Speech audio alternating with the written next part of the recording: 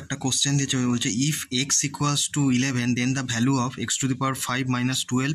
X to the power 4 plus 12 X cube minus 12 X square plus 12 X minus 1 equals to কত। দেখো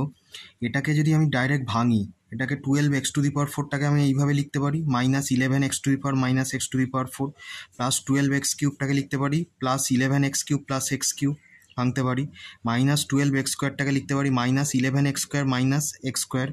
plus 12 এক্সটা লিখতে পারি 11 x plus 2 x.